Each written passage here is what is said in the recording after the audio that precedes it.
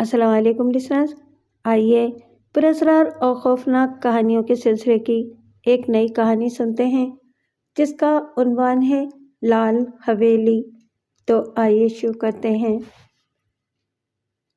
یہ راز ابھی تک کوئی نہیں جان سکا کہ کرم حسین رات کے آخری پہر کنویں کی منڈیر پر بیٹھ کر باتیں کس سے کرتا ہے۔ بعض اوقات تو وہ اتنی اونچی آواز میں بولتا تھا کہ اس کی آواز کی باز گشت دور دور تک پھیل جاتی تھی۔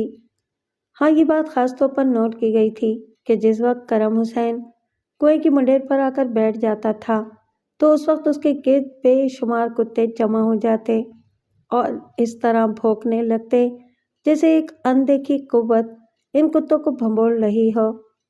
کتوں کے خوفناک انداز میں بھونکنے کی آوازیں پوری فضا میں دیر تک طاری رہتیں۔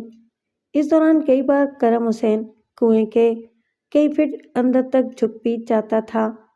یوں محسوس ہوتا تھا جیسے کوئی اس کا گریبان پکڑ کر کنویں میں گھسیٹنے کی کوشش کر رہا ہو، لیکن کرم حسین اپنی پوری قوت لگا کر اپنے آپ کو کنویں کے اندر گرنے سے بچا لیتا۔ اس دوران یہ بات بھی محسوس کی گئی تھی کہ جب کرم حسین کنویں کی منڈیر پر آ کر بیٹھ جاتا اور وہ کسی غیبی طاقت سے بات چیت شروع کرتا تھا تو امام مسجد حیدر علی کے پاؤں اور زبان جکڑ جاتی تھی، اور رات کو سوتے میں وہ اس قدر جکڑ لیا جاتا کہ کانوں میں یہ پراسرار آوازیں اترتے ہوئے وہ محسوس تو کرتا تھا، لیکن اپنے عمل کے ذریعے کرم حسین کو اس عذاب سے نجات دلانے میں ناکام رہتا۔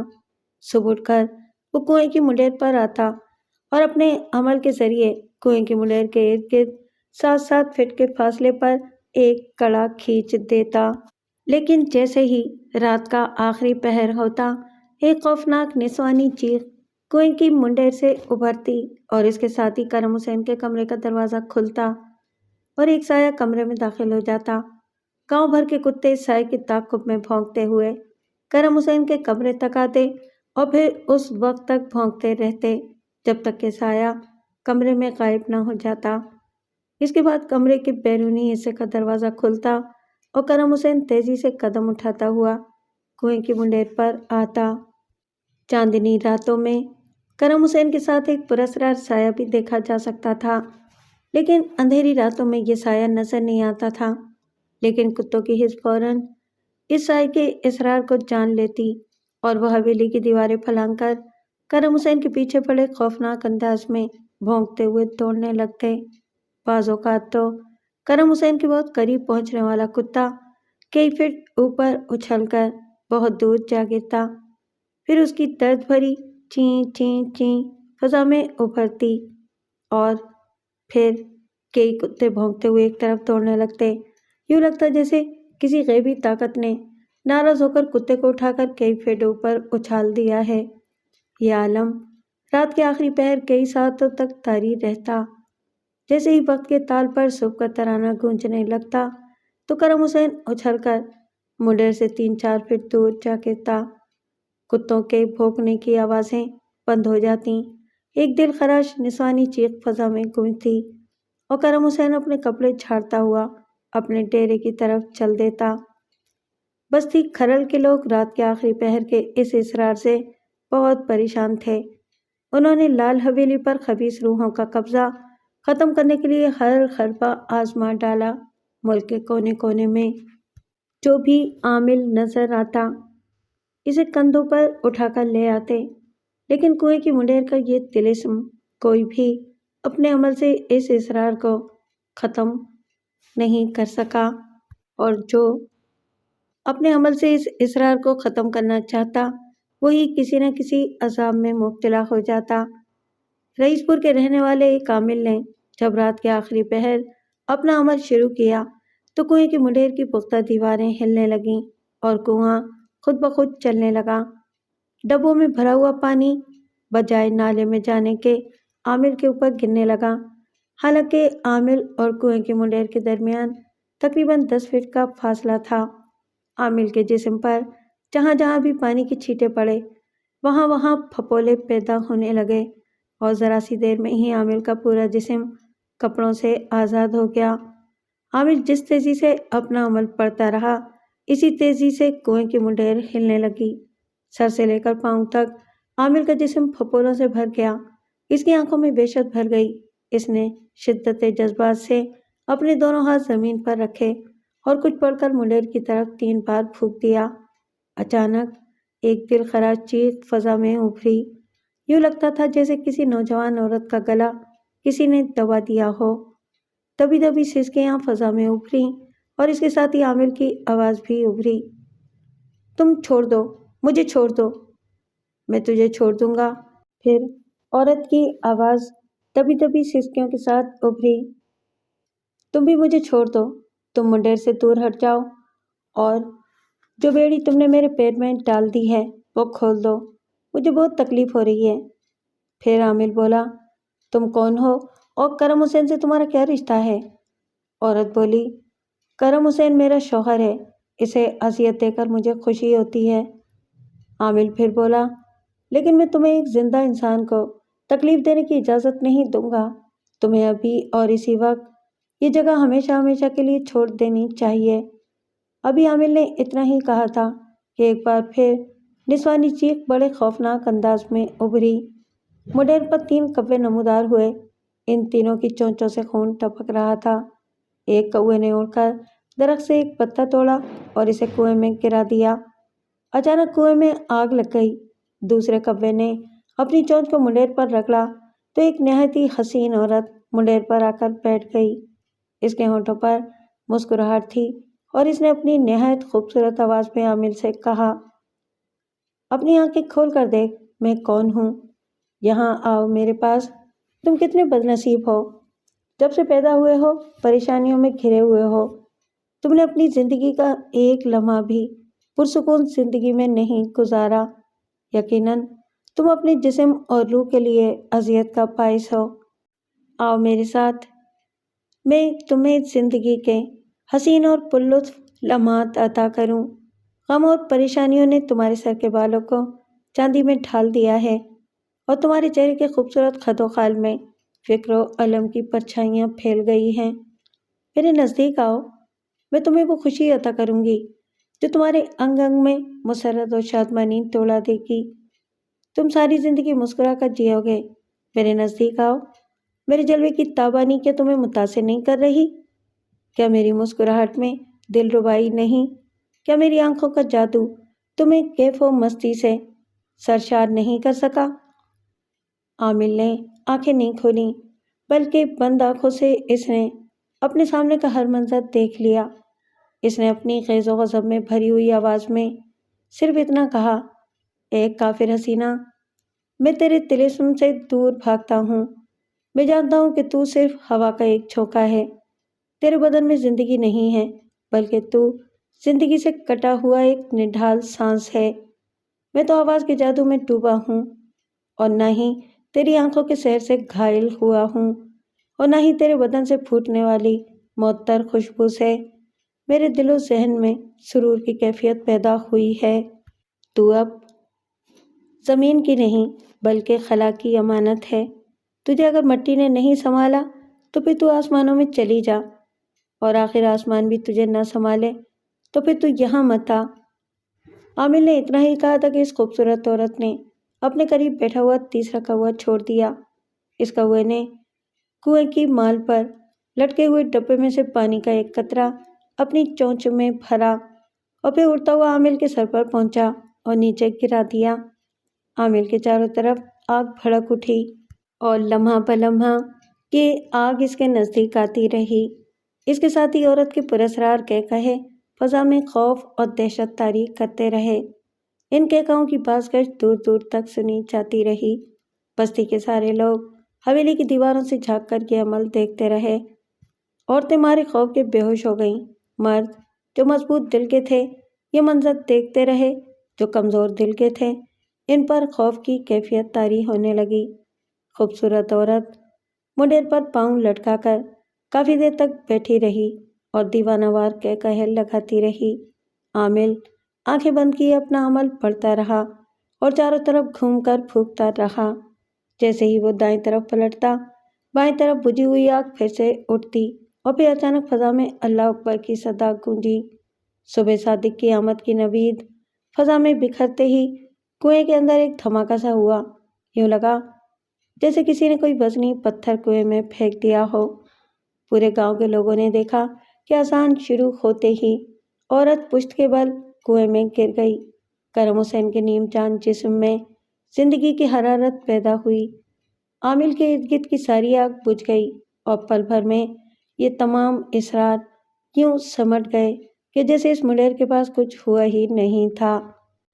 لال حویلی کے کنویں کا یہ اسرار کوئی بھی عامل ختم نہیں کر سکا۔ منڈیر کی روح دن بدن خیز و خزم میں ڈوبتی چلی جا رہی تھی۔ پہلے وہ صرف کرم حسین کو اپنی اذیت کا نشانہ بنا رہی تھی، لیکن اب اس کے دائرہ ستم میں وہ عامل بھی آ رہے تھے جو روح کو اپنے عمل کے ذریعے تسخیر کرنے کی کوشش کر رہے تھے۔ ایک عامل اپنے عمل سے فارغ ہوا ہی تھا کہ غیبی طاقت نے اسے اچھال کر برگد کے درخت کی سب سے اوپر والی شاخ پر لٹکا دیا۔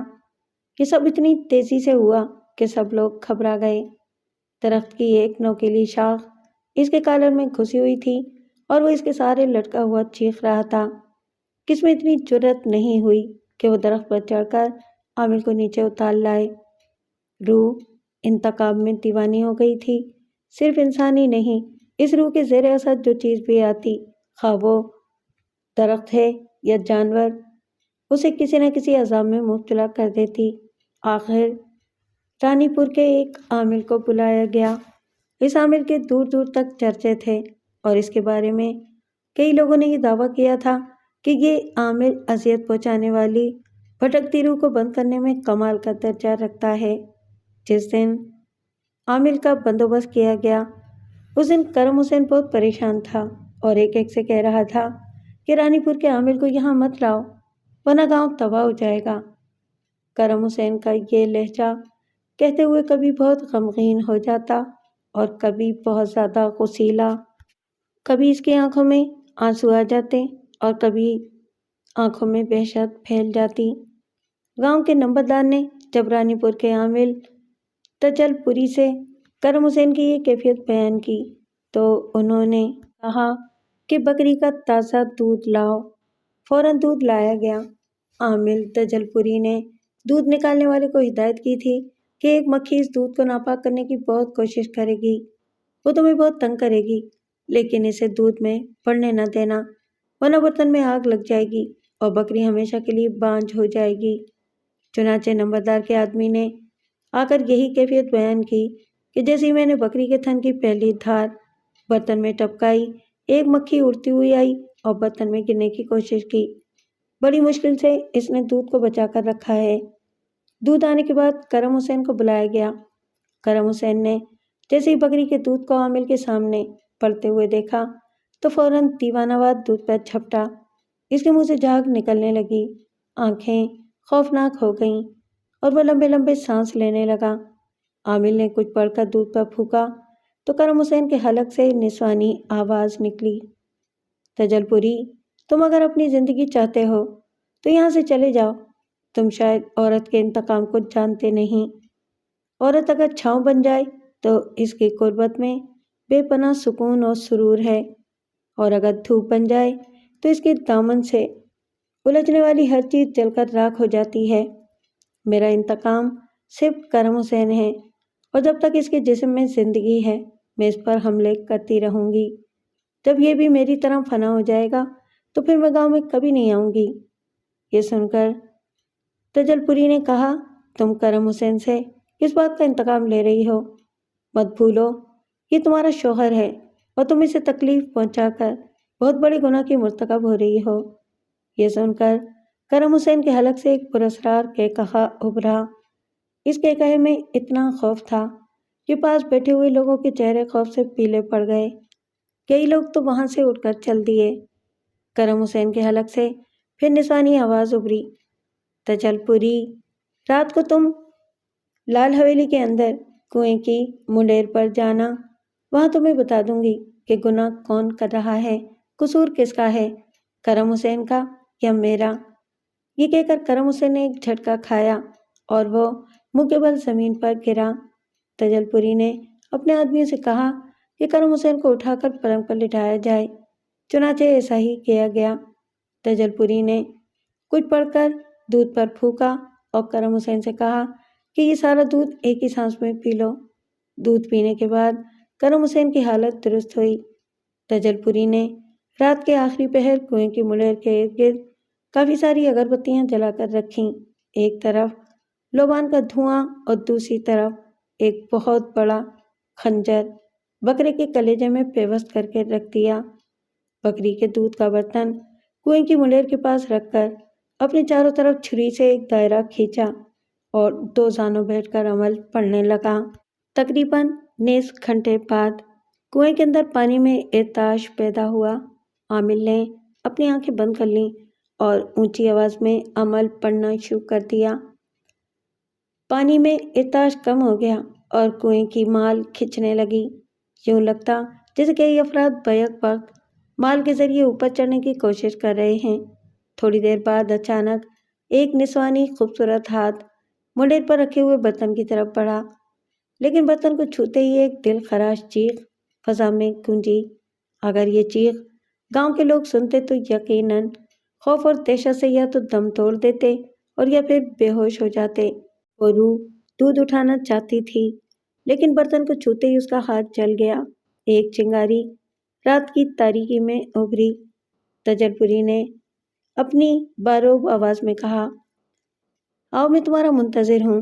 میں وہ راز جاننا چاہتا ہوں جس کی وجہ سے تم اپنے شوہر کرم حسین کی دشمن بنی ہوئی ہو۔ میں تمہیں کوئی نقصان نہیں پہنچاؤں گا، یہ میرا تم سے وعدہ ہے۔ ابھی تجل نے اتنا ہی کہا تھا کہ ایک نہایت حسین و جمیل عورت کنویں میں سے نکلی اور آہستہ آہستہ قدم اٹھاتی ہوئی باہر آ کر بیٹھ گئی۔ تمہارا نام کیا ہے؟ تجل نے پوچھا۔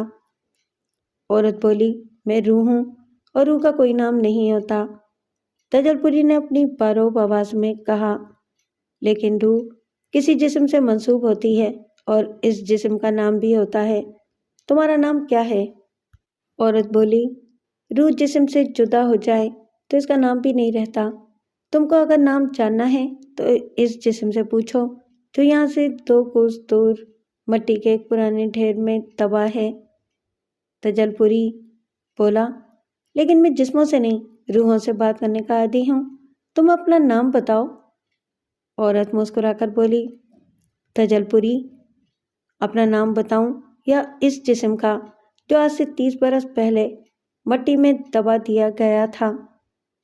سنو، اگر جاننا ہی چاہتے ہو تو میرا نام انتقام ہے، اور جس جسم میں نے پرورش پائی، دکھ جھیلے، اس جسم کا نام سکینہ تھا، اور یہ سکینہ کرم حسین سے منسوب تھی، اور یہ کرم حسین وہی ہے جو ہر رات جگر تھام کر چیختا ہے، جس کا ہر رات دم نکلتا ہے۔ یہ کہہ کر عورت دیوانہ وار کہکہل لگانے لگی، پھر بولی، آج سے 30 برس پہلے میری کرم حسین سے شادی ہوئی تھی۔ کرم حسین میرے چاچا کا لڑکا ہے۔ اس کی رضامندی کے خلاف میرا اس کے ساتھ رشتہ طے کر دیا گیا۔ سہاگ کی پہلی رات اس نے مجھ سے کہا کہ میرے باپ نے مجھے جائیداد سے آگ کر دینے کی دھمکی دی تھی، اس لیے میں نے تم سے شادی کر لی ہے، لیکن میں تم سے ازدواجی تعلقات قائم نہیں کر سکوں گا، اس لیے کہ میں اپنے آپ کو امانت کے طور پر کسی اور کے لیے محفوظ رکھتے ہوئے ہوں، اور وہ پہاڑوں کے گاؤں میں رہتی ہے۔ میں اسے شادی کرنا چاہتا ہوں، لیکن تمہیں طلاق دیے بغیر یہ کام نہیں کر سکتا۔ کیا ایسا نہیں ہو سکتا کہ تم خود 1-2 روز تک گھر میں ہنگامہ شروع کر دو کہ میں کرم حسین کے گھر میں بسنا نہیں چاہتی؟ مجھے یہ سن کر بہت دکھ ہوا۔ میں ساری رات کرم حسین کے قدموں پر سر رکھ کر روتی رہی، تڑپتی رہی۔ میں نے ماں باپ کا گھر جس کے لیے چھوڑا تھا وہ خود میرا نہیں بن رہا تھا۔ اس دکھ نے مجھے نڈھال کر دیا۔ میں نے ایسا کرنے سے انکار کر دیا تو سہاگ کی پہلی رات ہی اس نے مجھے مارا، اور دوسری رات بھی اس نے مجھ پر شدید تشدد کیا اور قتل کی دھمکی دے دی۔ میں نے اس کے قدموں پر سر رکھ کر روتے ہوئے کہا کہ ماں باپ کے لیے تو میں اسی دن مر گئی تھی جس دن تم مجھے ڈولی میں بٹھا کر اپنے گھر لے آئے تھے، اور اب تم پہلو میں بٹھاؤ یا جان سے مار دو، میں تمہارے قدموں پر سر رکھ کر عمر گزارنا چاہتی ہوں۔ مجھے اپنے پہلو سے جدا مت کرو، میں مر جاؤں گی۔ لیکن اس ظالم نے مجھے ٹھوکر مار کر یہ کہا کہ میں بھی یہی چاہتا ہوں کہ تم مر جاؤ۔ دوسرے دن یہ چلا گیا، اس نے مجھ سے بات بھی نہ کی۔ میں رات بھر اس کا انتظار کرتی رہی، یہ نہیں آیا۔ ہفتے بھر میں اس کی رات تکتی رہی، اپنے نصیبوں کو روتی رہی، لیکن یہ نہیں آیا۔ 10ویں رات یہ تیسرے پہر حویلی کے پچھلے دروازے سے اندر آیا اور مجھ سے پیار بھری باتیں کرنے لگا۔ اپنے برے سلوک کی اس نے معافی کچھ اس طریقے سے مانگی کہ میں نے اپنا سارا دکھ بھول کر اس کے قدموں پر اپنا سر رکھ دیا۔ اس نے مجھ سے کہا، سکینہ، اندر بہت حبس ہو رہی ہے، چلو باہر کنویں کے منڈیر پر چل کر بیٹھتے ہیں، وہیں باتیں کرتے ہیں۔ میں نے اس بات کو بھی اپنی خوش نصیبی سمجھا۔ ہم باتیں کرتے ہوئے کنویں کے پاس آئے۔ کرم حسین نے پیار بھری اتنی باتیں کی کہ میں سب کچھ بھول گئی۔ ہم دونوں منڈیر پر کافی دیر تک بیٹھے رہے، پھر اچانک کرم حسین اٹھا اور اس نے مجھے دھکا دے کر کنویں میں گرا دیا۔ میں چیختی چلاتی رہی، لیکن مجھے نکالنے کے لیے کوئی نہیں آیا۔ میری روح جسم سے جدا ہو گئی، لیکن میں نے خوشیاں کرم حسین کو بھی نہیں پانے دیں۔ میں انتقام بن کر اس کے سر پر منڈلاتی رہی اور اب تک اس کو اذیت پہنچا رہی ہوں۔ اس کو اذیت پہنچانے میں مجھے اتنا سرور آتا ہے کہ بیان سے باہر ہے۔ یہ کہہ کر عورت کی آنکھوں سے آنسو بہنے لگے۔ تجل پوری عامل غور سے اس کی باتیں سنتا رہا۔ تجل پوری نے کہا کہ تم اب بہت انتقام لے چکی ہو، تمہاری روح کو سکون کرم حسین کو اذیت پہنچائے بغیر بھی مل سکتا ہے۔ عورت بولی، ہاں مل سکتا ہے، اگر اس منڈیر کے گرد ہر روز 5 بکروں کو ذبح کر کے ان کا خون کنویں میں ٹپکایا جاتا رہے، یہ عمل 5 ماہ تک جاری رہے، میری روح کو سکون آ جائے گا۔ لیکن اب اس کی بھی ضرورت نہیں ہے، میرا انتقام پورا ہو گیا ہے۔ کرم حسین کی خبیث روح بھی اب اس کے جسم سے آزاد ہو گئی ہے۔ یہ کہہ کر عورت نے ایک اور خوفناک کہا لگایا اور آہستہ سے چلتی ہوئی منڈیر کی طرف گئی اور کنویں میں چھلانگ لگا دی۔ کنویں کے اندر دیر تک پانی کا شور گونجتا رہا اور پھر خاموشی چھا گئی۔ کرم حسین کے آخری پہر اٹھنے اور لال حویلی میں جا کر کنویں پر باتیں کرنے اور چیخنے چلانے کا وہ راز جو آج تک کوئی نہ جان سکا، وہ اس کی مظلوم بیوی کی بھٹکتی روح نے بتا دیا۔ دوسرے دن کرم حسین اپنے بستر پر مردہ حالت میں پڑا ہوا ملا۔ کرم حسین کے مرنے کے بعد پھر نہ تو کبھی رات کو کتے بھونکے اور نہ ہی چیخیں فضا میں ابھریں۔